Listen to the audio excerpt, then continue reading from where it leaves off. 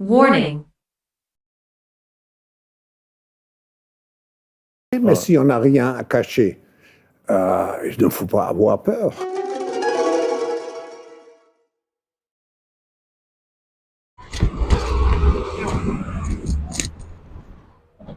Hey, so this person here just ran on the street and assaulted me.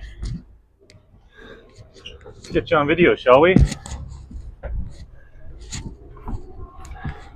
Why are you hiding? You should be proud of yourself. You're battling oppression. I'm not going anywhere. Let's see ya. I said get off me, you dick! Let's get a look at you. Get off of me. What the fuck is that? Help me! Help me! What the fuck is that? Get off of me! Hey buddy, why don't you just get off the fucking bus? This person needs to be arrested, that's why. So do you, you're being an asshole. Let go of my sign. Help me! Let go of my sign. Hey. Stop hurting me! Stop hurting me! Stop hurting me! Sir, Sir, get the fuck hello, off. sir. Sir, who give you permission to comment like that? Who give you permission? This person just ran You onto the couldn't call street. the cop. Out! Get out! Out! Get out! Get the fuck I out. need to Out! get this person Out! out. Out! out! Out! So you're siding with the Sir. person who assaults people? No! That's what you're Your doing? approach is wrong. Huh? Your approach is wrong. What's my approach? What's wrong with my approach? You cannot This person just... comes and punches me on the Listen, street, honestly. and my approach is wrong? Okay, Call the you cops. have the cops. You do not come bring your salt in the bus with the passengers. What? I walked out, on a bus please. to a person Out, assaulting me. please. Out, please. I'll see you later, okay? Out, Have a nice please. day. Oh, you hurt me! You're a moron. You hurt me, you You're the one transphobic siding with the fuck! person assaulting people. Yeah? Well, you have the cop. You can't come here. I can't call the cops when she's on the bus, can I? No, call say, okay, this is the number of the bus. This is I not came to the- get the person on video, so I could call the cops. But you cannot come and maybe disturb my maybe stop siding passenger. with people who are assaulting I'm not siding people. with it, but your Sure approach you is are. wrong. What's wrong about it? Oh my Look god. at her. She needs to go and get arrested. That's how it is. That's how it Yes, is. she needs to get arrested, or he, whatever it is. No, I don't know what she did, but I do. you're a problem now. No, this person needs to go Listen, to the police. you see all to this? Be arrested. You see all this? Yeah. You're not supposed to come Yeah. to the I'd public like the bus. footage. Get me the footage. Just go. Email the footage to Chris@billboardprince.com. Listen, everybody. transphobic You guys fuck! have a nice He's day. a hate Hello, hello, criminal! hello. He's a hate criminal! Look at his sign! He's a hateful criminal! He's wearing a hateful sign! I had the doctor's appointment today and he came in and just... I wanted to hit him because they just think of hurting me!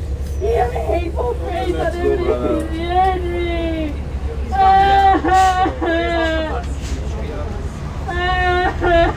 I only wanted to get rid of him. He just...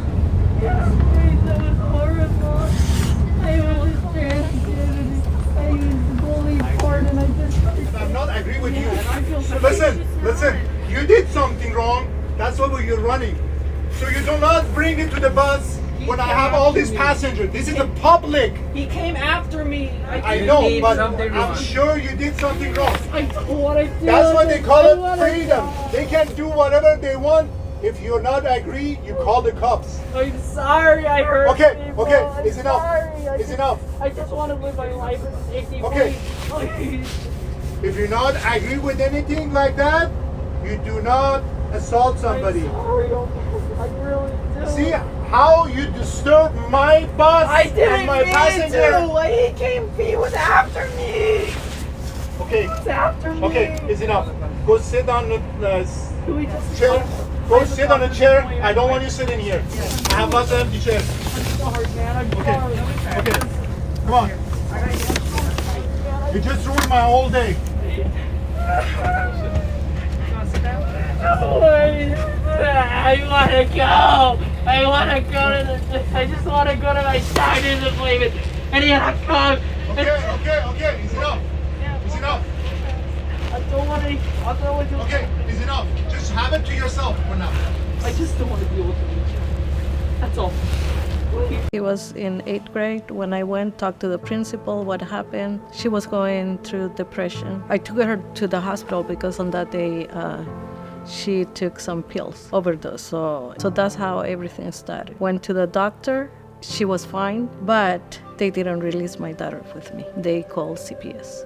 Since that moment, I had CPS at my house. That's when I went to the high school and talk about, her depression, and I was hoping to get help. Instead of that, what they did is send her to LGBTQ group. I didn't know anything about it. So my daughter started, to change. She looked pretty mad, upset, depressed, and then she's starting to talk about she felt like she was in the wrong body. I'm here, you see a girl, but inside I'm a boy. And I go like, since when? I didn't know that she was going to these groups at school. Nobody at the school told you? No, they secretly sent her to these groups. She was not able to sleep. After, going through all this, their depression is worse than what it was before. Why? Because now they are dealing with pain, with medication, going back and forward to the doctor. Surgery is not just one. They don't tell them that. I thought she was gonna go into therapy first. If you wanna help my daughter, help her inside out. What's in here? Why she's this depression? After the testosterone shot, she tried to suicide twice. And then September 4, she decided to kneel in front of a train.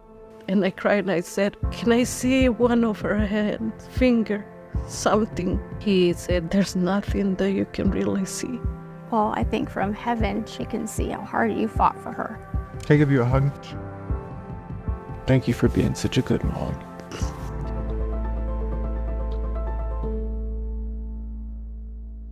Get this is so entirely wrong and bad. I don't get how someone can get this mad at just being who we are.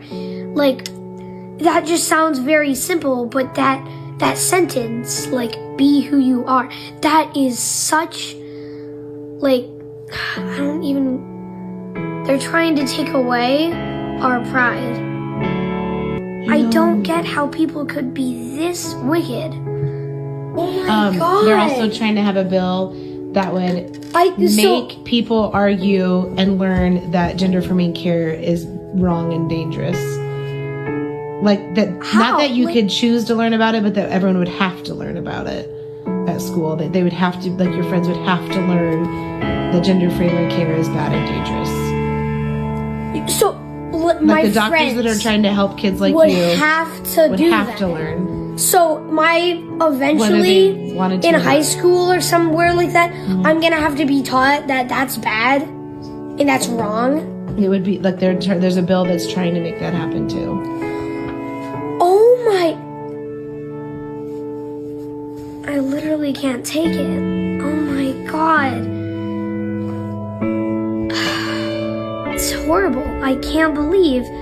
Just why are you doing this? Can you imagine going to the bathroom? Yeah. Just like out at Target or anywhere else and having to be forced to go to the already without knowing any of these laws that you just told me. I already know that my high school is going to be a nightmare. All the way back to when I was 5 years old, telling mom and dad that I wanted to be a girl. I thought I could just be a girl. I was so young. And now they're literally turning that against me. I had no idea. Me and like people like me are gonna have to go through all this pain just to be themselves. I thought it was just okay. I didn't know that that was so bad for me to try to be a girl. I didn't know it was gonna be so hard. I know I was gonna have to fight. I thought I could just be a girl, and no. It just won't let us do this. When you did tell us there weren't any like really anti-trans laws and stuff. It's just coming up so quickly. Like, there are so many laws, like, so many that I don't even know of, that are, like, trying to be made by people that are against us. It is so wrong. I need you. I need you to help, not just stand around. I need you to help all of us, not just me, not just your friend, everyone. It will help this entire state. It will help all of us if you go out there, speak, and help us. Yes, everyone, the rumors are true. I am anti-Israel. I am pro-Palestine. And I am 100% 10 toes down anti-Israel. I believe Israel has no right to exist. I believe the United States has no right to exist. I believe every settler colony who has committed genocide against native peoples, against indigenous people, has no right to exist. I believe in a free Palestine, from the river to the sea. I believe one day Palestine will be free. Is this news to anybody? White supremacy destroys for the sake of destruction. Abolition destroys for the sake of creation. We are not the same. I have an unwavering respect for children, an unwavering love and care and compassion for children, a commitment to children and to their freedom, to their learning, to their lives, to sustaining their lives. Y'all are the demons. Y'all are the villains. We've been trying to end y'all, get free of y'all. Diversity means having, different people from various backgrounds. I really want to understand where someone is coming from and their background and their perspective. It makes you a better person and it makes that relationship stronger. I have to lie about what I did over the weekend or exclude it for whatever reason because I don't feel comfortable. It really makes me feel like I can't be my whole self at work.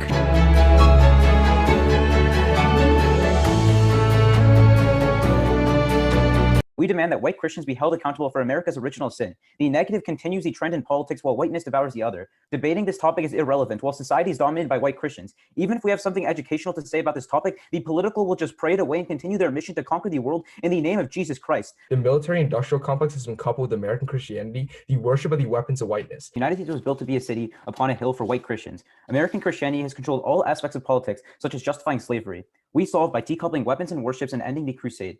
White Christians literally inscribe scriptures onto their weapons, worshiping through war. We want to repent for our sins and show America's failure. By voting for us, the judge will send his signal to political leaders and condemn Christianity in politics. It ends up being a 2-1 for Livingston. The affirmative tells me, in summary and final focus, that the role of the ballot for me is to reject Christian militarism. So at the end of the day, I'm left with deciding which side I think is doing a better job rejecting Christian militarism. Here's my take.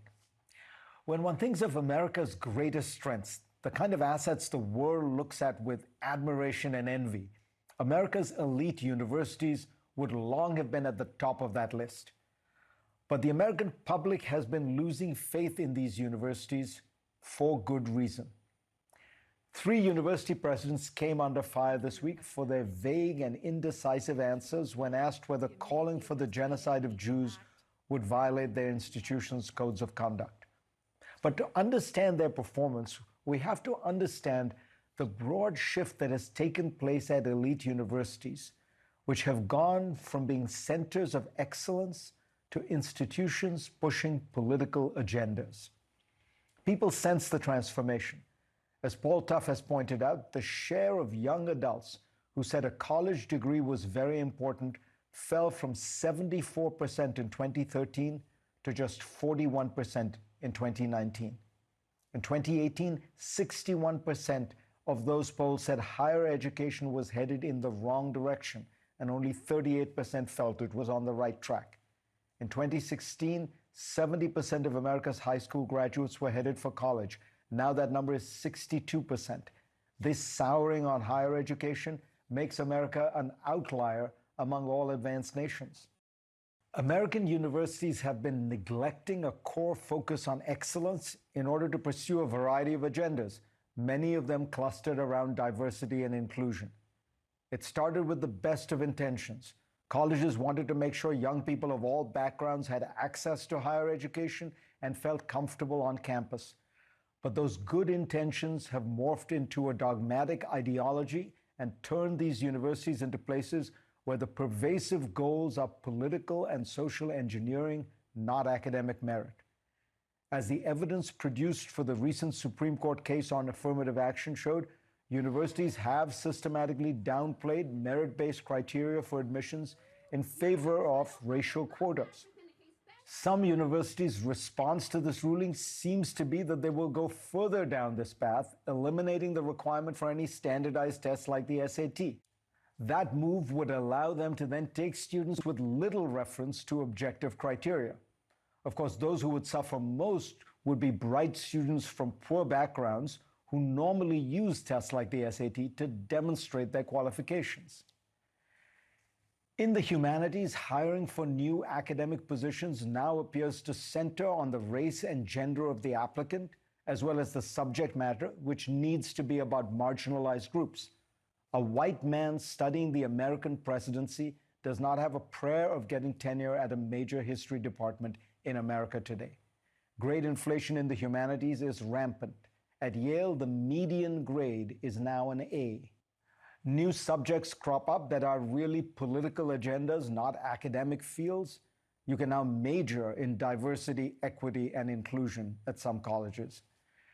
The ever-growing bureaucracy devoted to diversity, equity, and inclusion naturally recommends that more time and energy be spent on these issues. The most obvious lack of diversity at universities, political diversity, which clearly affects their ability to analyze many issues, is never addressed, showing that these goals are not centrally related to achieving or sustaining or building excellence. Out of this culture of diversity has grown the collection of ideas and practices that we have now all heard of: safe spaces, trigger warnings, microaggressions. As the authors Jonathan Haidt and Greg Lukianoff have discussed, many of these colleges have instituted speech codes that make it a violation of university rules to say things that some groups might find offensive. Universities advise students not to speak, act, even dress in ways that might cause offense to some minority groups. With this culture of virtue signaling growing, the George Floyd protests erupted and many universities latched on and issued statements effectively aligning their institutions with these protests. By my memory, few took such steps even after 9/11 or during the Iraq War. In this context, it is understandable that Jewish groups would wonder, why do safe spaces, microaggressions, and hate speech not apply to us? If universities can take positions against free speech to make some groups feel safe, why not us? Having coddled so many student groups for so long, university administrators found themselves squirming, unable to explain why certain groups, Jews, Asians, don't seem to count in these conversations. Having gone so far down the ideological path, these universities and these presidents could not make the case clearly that at the center of a university is the free expression of ideas, and that while harassment and intimidation would not be tolerated, offensive speech would and should be protected. As CNN's Van Jones has eloquently said, the point of college is to keep you physically safe, but intellectually unsafe, to force you to confront ideas that you vehemently disagree with. What we saw in the House hearing this week was the inevitable result of decades of the politicization of universities. America's top colleges are no longer seen as bastions of excellence, but partisan outfits, which means they will keep getting buffeted by these political storms as they emerge. They should abandon this long misadventure into politics, retrain their gaze on their core strengths, and rebuild their reputations as centers of research and learning. I supported my child in every way that I knew how. We want to make sure that children do not prematurely make decisions that are going to be irreversible. Her teen began taking hormone therapy without her consent at 16. I think we just need to focus on erring on the side of caution, which I think that these policies do, without exclusion, without bigotry or transphobia, that they're two very different things. LGBT youth across this country are among the most vulnerable. Danielle Smith has now moved forward with the most anti-LGBT policies of anywhere in the country. This trans feminine lawyer agrees. I was absolutely floored by just how much further it went than what we were expecting. This is an extremely cruel law that will harm immensely trans kids across the province. Their teen, now 17, has moved out. For the child that you've cared for so long to say that they don't feel safe when you know that they are is heartbreaking. I supported my child in every way that I knew how.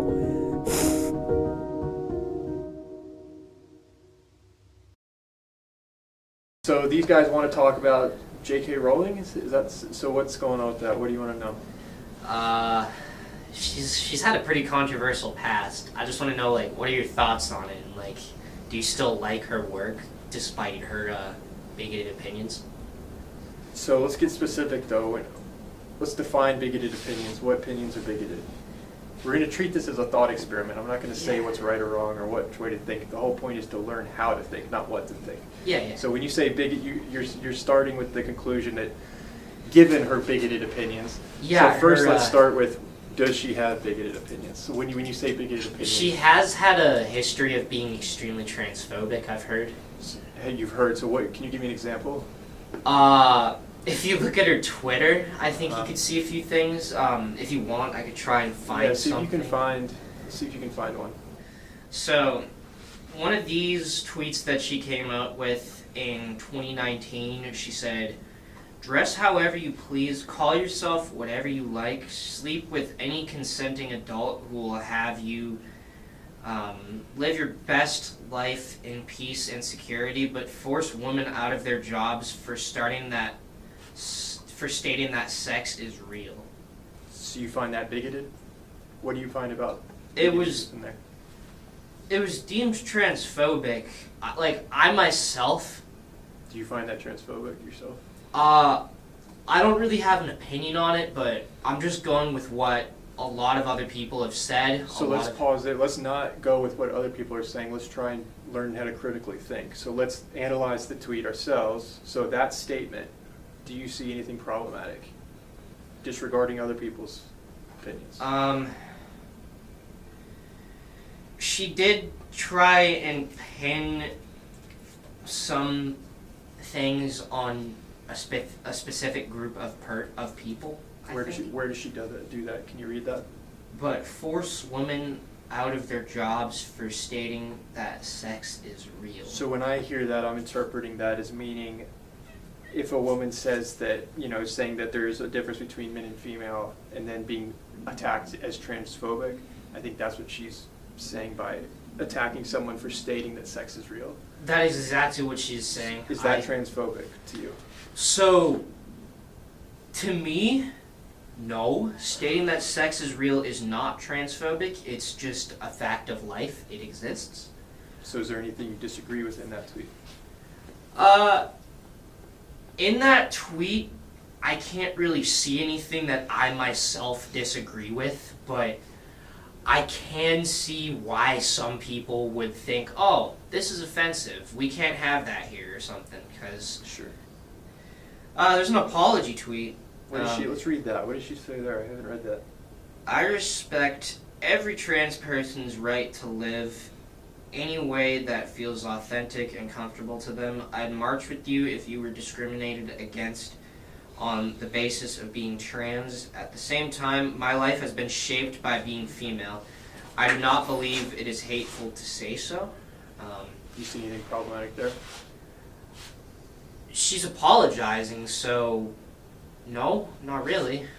If I could read it again. It sounds like a very similar statement as what she was just saying. She's basically saying, like, I have nothing, to me, this is what I interpret it as, I have nothing against someone being trans. Exactly. It's your life. but you just don't get to impose on my. You can live how you want. I can live how I want. Yeah. And let's all, you know. Exactly. So I guess now that we're looking at it like, oh, there's not much difference between me or her. Do you think it's fair that that she's being attacked by a large group of people and people are calling her, like you said at the beginning of this conversation, you said, given the fact that J.K. Rowling is transphobic, how do you feel about Harry Potter? Now, retroactively looking at that statement, do you think that was the best way to phrase? No, I feel like an idiot now. It's okay though, but this is why we do this, to learn how to think.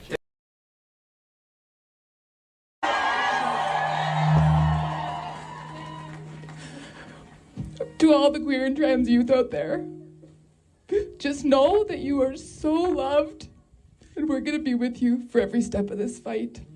We love you so much. It's much worse. It's erasure. It's suppression. It's oppression, and it's wrong. We cannot let this government drive a wedge between our parents. Thank you. Good afternoon. It's a great honor to be here today. My name is Chris Elston. I'm a father of 2 girls.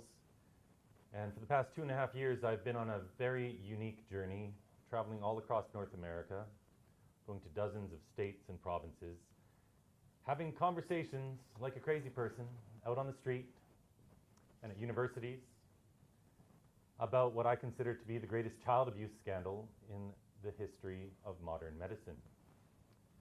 Our children are being harmed psychologically and physically because of an ideology that teaches that just because they defy sexist, regressive stereotypes, that they must have been born in the wrong body. What an abusive thing to say to a child, that they were born wrong. Can you imagine telling your child they were born wrong? What does that even mean? The body positive message we should be sending is that there is no right way to be a boy or a girl. If a girl wants to climb trees and play in the dirt and throw around a football, wants to be an engineer when she grows up and hates wearing dresses, well, guess what? She's 100% a beautiful girl. We all knew this 5 years ago. Yet this ideology teaching that our children are trans has captured the entire Western world, yet no one can even define what it means to be trans. All it means is that they defy stereotypes. In this day and age, it means they have other mental health comorbidities which are affecting them. Half of these children who are going to these gender clinics are on the autism spectrum. We know from the Tavistock, the biggest gender clinic in the world, that out of more than 1,000 children, 35% had moderate to severe autism. These are children who have been abused in many instances. Parents are 10 times more likely to have been sex offenders. Kids in foster care are wildly overrepresented. These are our most vulnerable children who aren't fitting in, who are having a tough time, and they're being treated as though gender is the source of all their troubles. The drug that they are given has been given to pedophiles in the past to chemically castrate them. It's only been approved to treat prostate cancer in men, endometriosis and uterine fibroids in women, but we give it to kids off-label. We manipulate parents by telling them that they can have a dead daughter or a live son, as though these kids will kill themselves if we don't medically transition them. Yet there's no evidence to support this. Laura Edwards-Leeper, who founded the first gender clinic in Boston in 2007, even wrote in an op-ed in the Washington Post last year that she's not aware of any epidemic of suicides. The only evidence we do have has been done with adults. There are no studies with kids. But with adults, the evidence shows that 10 years after sex reassignment surgery, suicide rates peak and are 19.1 times higher than their peers after adjusting for other mental health comorbidities. So what are we doing to these kids? This is a pseudo-religious movement that we have to put a stop to. There is no such thing as a transgender child. They are called boys and girls, and they are beautiful just as they are. No drugs or scalpels needed. Thank you. Thank you for being here. The United States is in a state of war, undeclared total war against the basic principles and the foundations of this system. And the initiator of this war is not Comrade Andropov, of course. It's the system. However ridiculous it may sound, the world communist system or the world communist conspiracy, whether I scare some people or not, I don't give a hoot. The time bomb is ticking. With every second, the disaster is coming closer and closer. Unlike myself, you will have nowhere to defect to. This is it. This is the last country of freedom and possibility. Okay, so what do we do? What is your recommendation to the American people? The immediate thing that comes to my mind is, of course, there must be a very strong national effort to educate people in the spirit of real patriotism, number one. Number two, to explain them the real danger of socialist, communist, whatever, welfare state, big brother government. If people will fail to grasp the impending danger of that development, nothing ever can help United States. You may kiss goodbye to your freedom, including freedoms to homosexuals, to prison inmate. All this freedom will vanish, evaporate in 5 seconds, including your precious lives. The second thing, the moment at least part of United States population is convinced that the danger is real, they have to force their government. And I'm not talking about sending letters, signing petitions, and all this beautiful, noble activity. I'm talking about forcing United States government to stop aiding communism. So basic, two very simple, maybe two simplistic answers or solutions, but nevertheless, they are the only solutions. Educate yourself, understand what's going on around you. You are not living at the time of peace. You are in a state of war, and you have precious little time to save yourself.